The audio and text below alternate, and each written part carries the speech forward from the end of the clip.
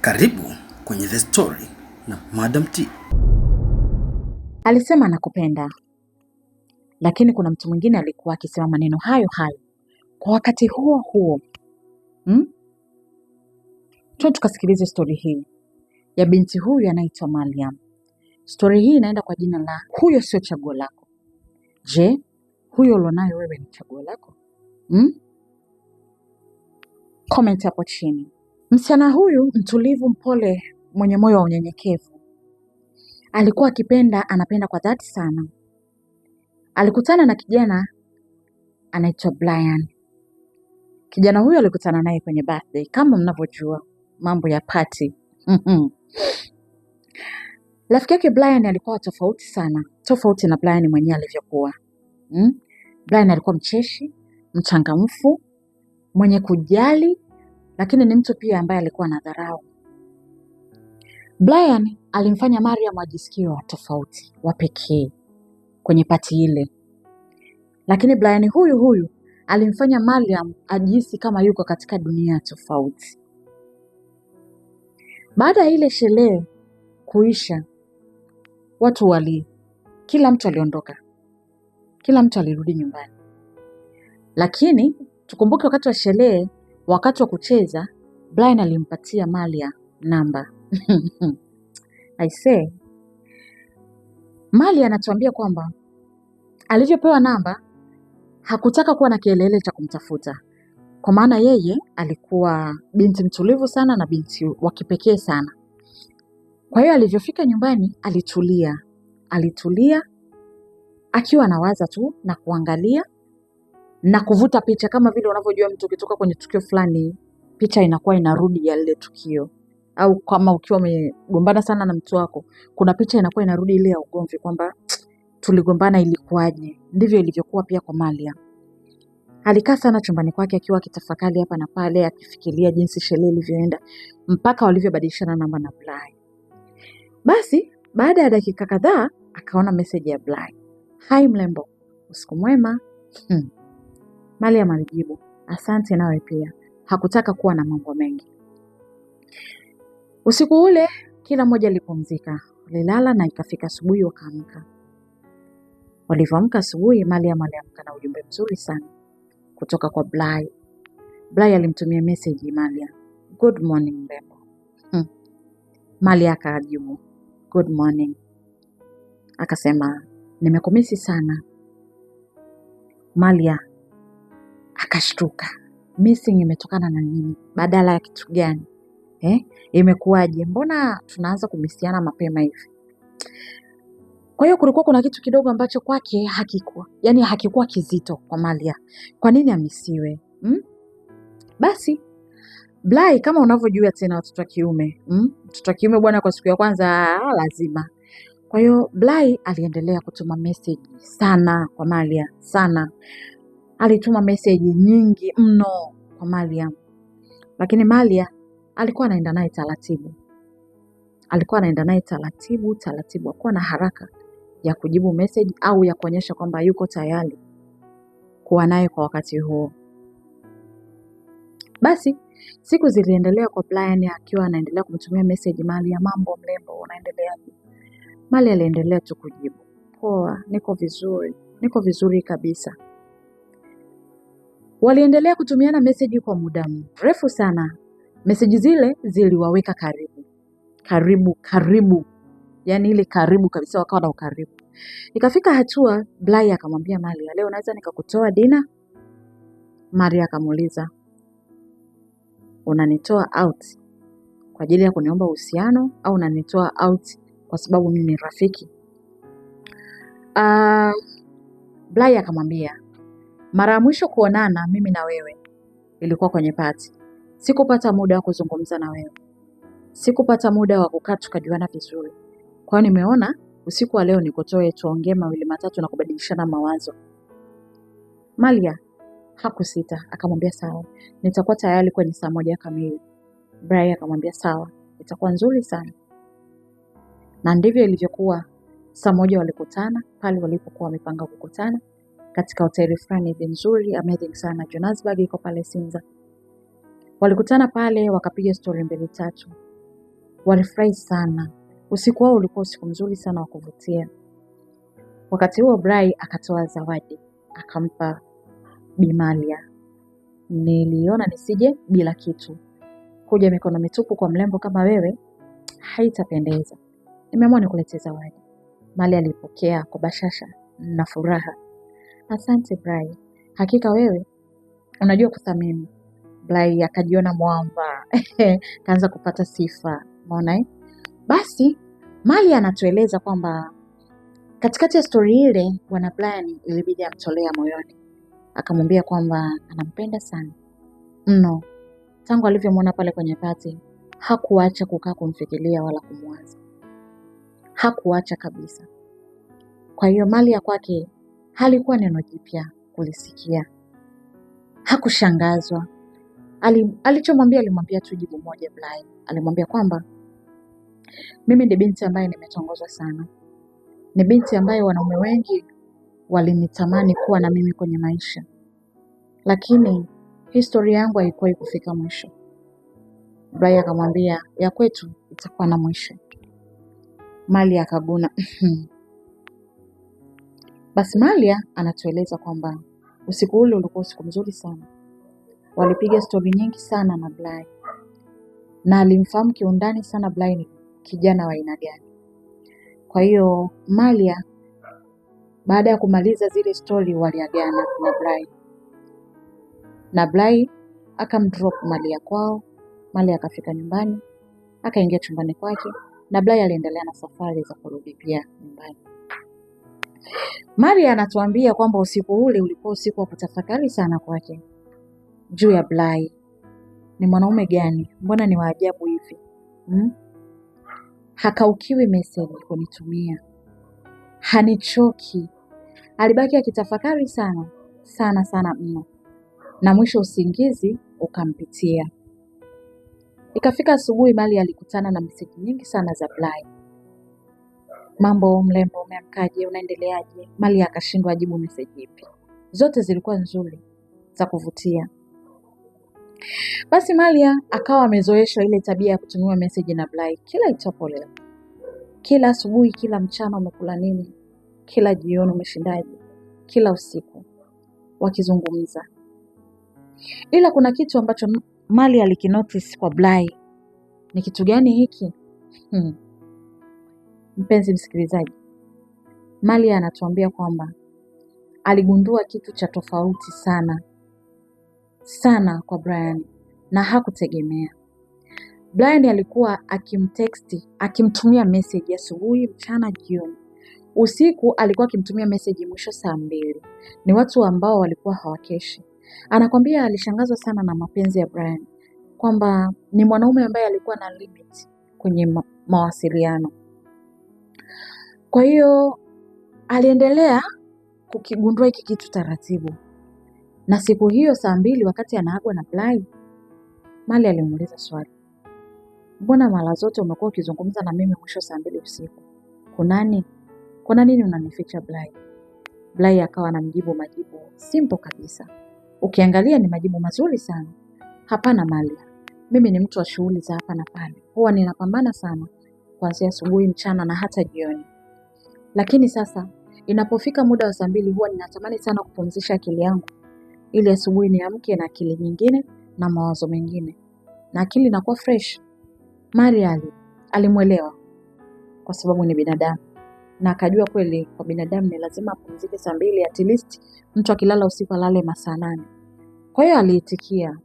Ila kwake bado alisema hapana, nitafuatilia kwa sababu kwa wapenzi ambao wanaanza mahusiano kwa kawaida yani ile miezi 3 ya mwanzoni huwa ni miezi ambayo mtu anaweza akakesha na mpenzi wake. Kwa nini kwa Brian imekuwa simple hivi? Kwa nini kwa Brian saa 2? Kwa hiyo Malia anatuambia hii kwake alianza kuifanyia uchunguzi. Baada ya muda Malia alipafahamu kwa Brian. Maria anatuambia tukio la kusikitisha ambalo lilitokea usiku wa siku hiyo hata yeye hakutegemea. Aliamua kumfanyia surprise mpenzi wake.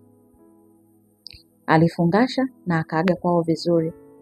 Akaenda kwa mpenzi wake Brian. Maria aligonga sana baada ya kufika.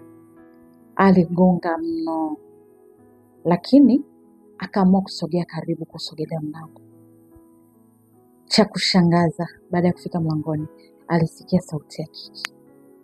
Lakini Mali akasema siondoki mahali hapa. Aliendelea kugonga. Aligonga. Cha kushangaza, Mali anasema mlango ulifunguliwa na mtoto wa kike aliyekuwa amevaa shati la black. Inasikitisha sana. Sana. Mali anasema nilishiwa nguvu.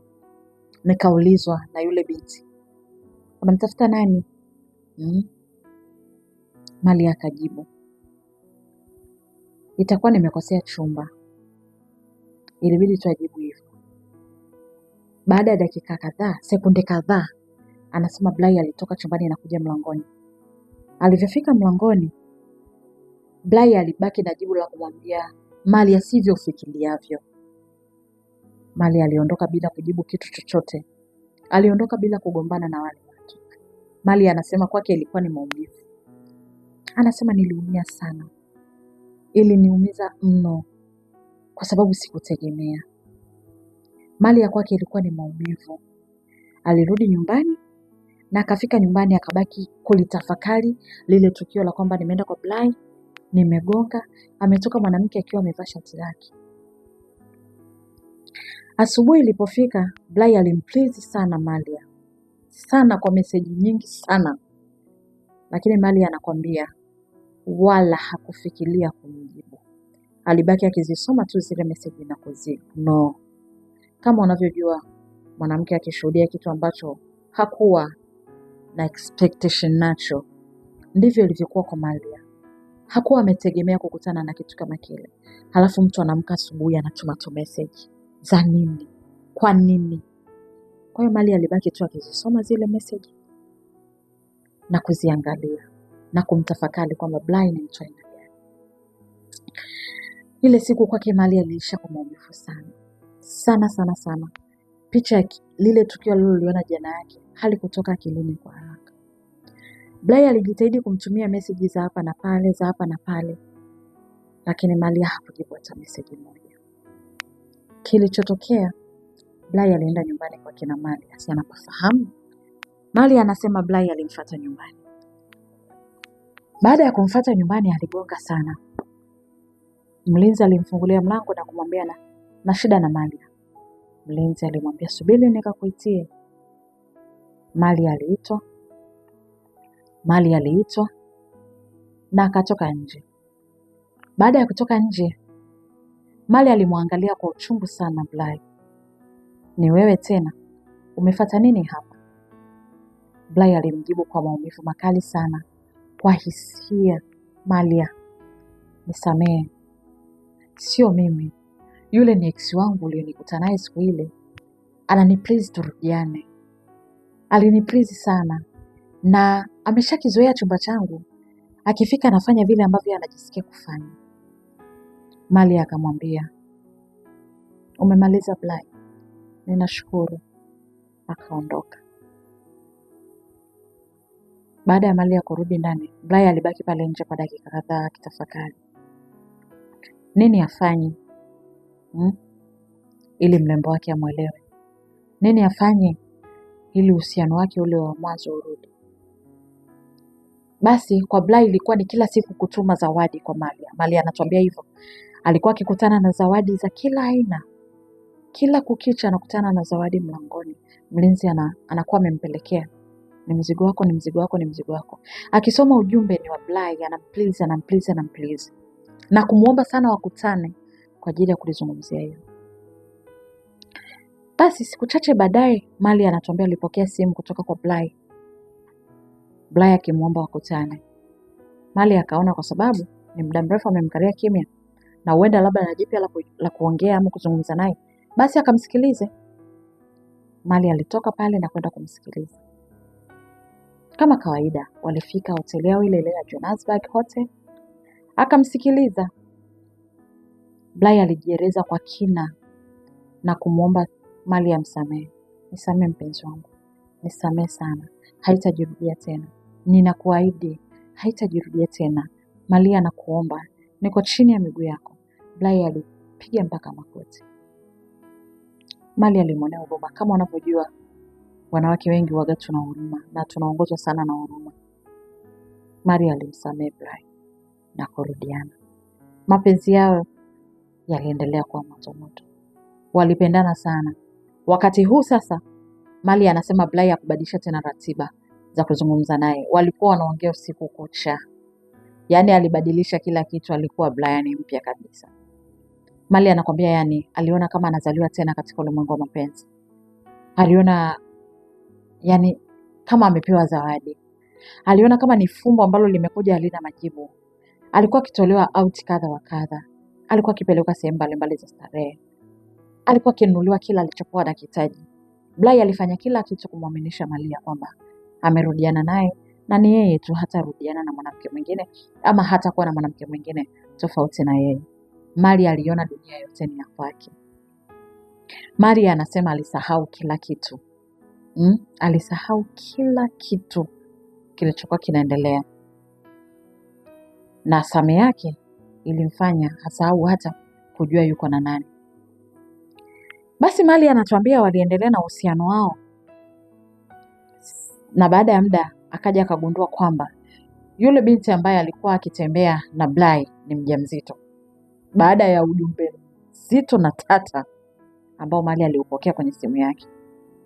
Alipokea message. Mali anasema ile message ilisema, habari Malia, nisamehe sana kwa hili, lakini mimi ni yule yule ambaye ulinikuta kwa Blai. Hapa ninavyo kutumia ujumbe huu, mimi nina ujauzito wa miezi 3. Na Blai anajua na ananihudumia kila kitu. Ila tu aliniambia mmerudiana. Lakini je, unaona ni sahihi kutembea na mwanaume ambaye tayari ana mwanamke mwenye ujauzito? Tafadhali nakuomba Malia, niachie mume wangu. Niachie mpenzi wangu. Niachie baba mtoto wangu. Sitamani mtoto huyu azaliwe akiwa hana baba au baba akiwa na mwanamke mwingine. Mali alisoma ujumbe ule na machozi. Mali anatuambia aliumia sana. Alilia sana hiyo siku. Hata asijue nini cha kufanya. Ndani kwake kulikosa kueleweka. Mamake na Mali anasema mamake aligonga sana mlango na kuweka sana chakula mlangoni. Lakini Mali alipita wiki ya kula. Alifikiria, ni unyama gani huu Blai amenifanyia? Kwa nini amefanya hivi? Kwa nini amenitenda kiasi hiki? Kwa nini alirudi akisema kwamba hatarudia tena na kumbe kuna kitu amekifanya cha tofauti? Hapana. Hii sio sawa kabisa. Sio sawa kabisa. Mali alisema kwa maumivu makali sana moyo. Na baadaye aliamua kufuta kila kitu. Kumbukumbu zote ambazo alikuwa nazo pamoja na Blai. Alifuta kila kitu. Kila kitu alifuta Mali. Akasema anaanza upya. Anataka kumsahau Blai. Mali alijitengenezea ratiba ya kufanya mazoezi kila siku. Kadiri siku zilivyokuwa zinazidi kwenda kwa Malia, alikuwa akimtoa Blai kichwani mwake na moyoni mwake pia. Kila siku alikuwa akifanya mazoezi. Anakimbia, anafanya mazoezi ya viungo. Anakula vizuri, anakunywa vizuri, analala sehemu nzuri. Alikuwa anajitahidi sana kuepuka mawazo. Siku moja Mali alikutana na mama yake sebuleni. Akamwambia, binti yangu, ninajua upo katika dimbwi la mawazo na unajitahidi kujirefresh ili utoke kwenye hayo mawazo. Je, unahisi hicho unachokifanya ni sawa? Mali akamwambia, mama, tena sasa nimepona. Ugonjwa niliokuwa naugua kwa muda mrefu, kidonda ambacho kilikuwa kibichi kwa muda mrefu, sasa kimepona mamangu. Usijali kuhusu mimi, usijali kuhusu maisha haya. Nimepona kabisa mwanangu. Niamini hivi. Mama akamwambia, sawa binti yangu, ninakuamini. Nenda kapumzike. Mali alirudi chumbani kwake na kwenda kupumzika. Baada ya kupumzika, Mali alitamani sana kuendelea kutupa simulizi hii ama kuendelea kutusimulia simulizi hii. Lakini Mali anasema atarudi wakati mwingine. Usikose mwendelezo wa simulizi hii sehemu ya pili hapa Double T Studio.